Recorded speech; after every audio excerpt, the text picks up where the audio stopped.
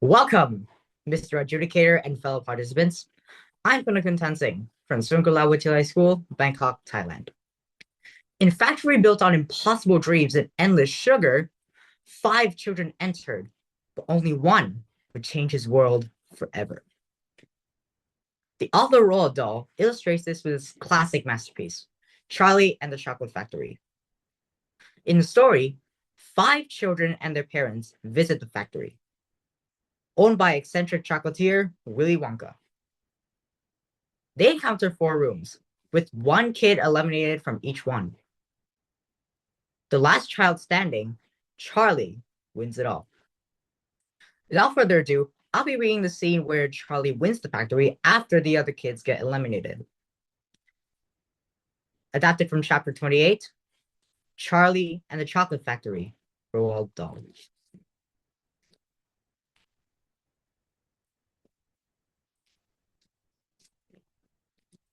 Which room shall it be next? Said Mr. Wonka as he turned away and darted into the lift. Come on, hurry up, we must get going. And how many children are there left now? Little Charlie looked at Grandpa Joe, and Grandpa Joe looked back at little Charlie. But, Mr. Wonka, Grandpa Joe called after him, there's only Charlie left now. Mr. Wonka swung round and stared at Charlie. There was a silence. Charlie stood there, holding tightly onto Grandpa Joe's hand. You mean you're the only one left? Mr. Wonka said, pretending to be surprised. Why, yes, whispered Charlie. Yes. Mr. Wonka suddenly exploded with excitement. Oh, my dear boy, he cried out. That means you've won. He rushed out of the lift and started shaking Charlie's hand so furiously it nearly came off. Oh, I do congratulate you, he cried. I really do. I'm absolutely delighted. It couldn't be better. How wonderful this is. I had a hunch, right from the beginning that it was going to be you. Well done, Charlie. Well done. This is terrific. Now the fun is really going to start.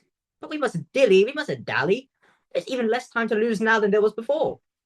We have an enormous number of things to do before the day is out.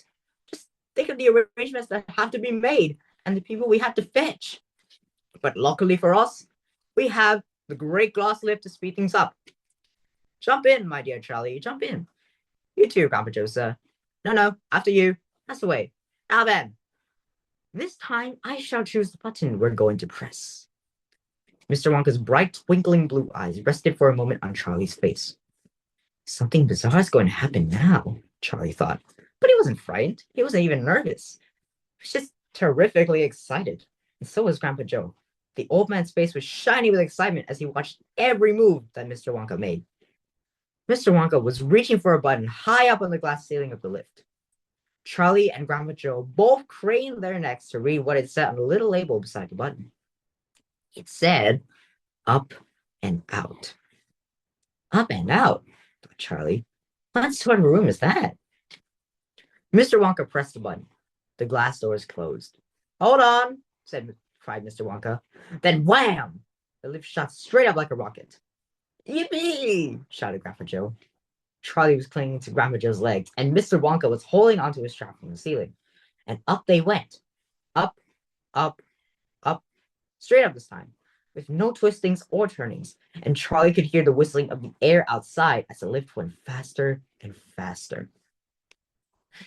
Hey, shouted Grandpa Joe again. Hey, here we go. Faster, cried Mr. Wonka, banging the wall of the lift with his hand. Faster, faster. If you don't go any faster than this, we shall never get through. Through what? Shouted Grandpa Joe. What have we got to get through? Ah, cried Mr. Wonka. You wait and see. I've been longing to press this button for years, but I've never done it until now. I was tempted many times. Oh, yes, I was tempted. But I couldn't bear the thought of making a great big hole in the roof of the factory. Here we go, boys. Up and out. But you don't mean, shouted Grandpa Joe. You don't really mean that this lift... Oh, yes, I do, answered Mr. Wonka. You wait and see. Up and out. But it's made of glass, shouted Grandpa Joe. It'll break into a million pieces. I suppose it might, said Mr. Wonka, cheerful as ever. But it's pretty as the glass, all the same. The lift rushed on, going up and up and up, faster and faster and faster. Then suddenly, crash! and the most tremendous noise of splintering wood and broken tiles came from directly above their heads. And Grandpa Joe shouted, "Help! It's the end! We're done for!" And Mr. Wonka said, "No, we're not. We're through. We're out." Sure enough, the lift had shot right up through the roof of the factory and was now rising into the sky like a rocket. And the sunshine was pouring in through the glass roof. In 5 seconds, they were 1,000 feet up in the sky. "The lift's out of control!" shouted Grandpa Joe. "Have no fear, my dear sir," said Mr. Wonka calmly, and he pressed another button. The lift stopped. It stopped and hung in midair, hovering like a helicopter, hovering over the factory and over the very town itself, which lay spread out below them like a picture postcard. Looking down through the glass floor on which he was standing, Charlie could see the small, faraway houses and the streets and the snow that lay thickly over everything. It was an eerie and frightening feeling to be standing on clear glass high up in the sky. It made you feel that you weren't standing on anything at all. "Are we all right?" cried Grandpa Joe. "How does this thing stay up?" "Sugar power," said Mr. Wonka. 1,000,000 sugar power. Thank you.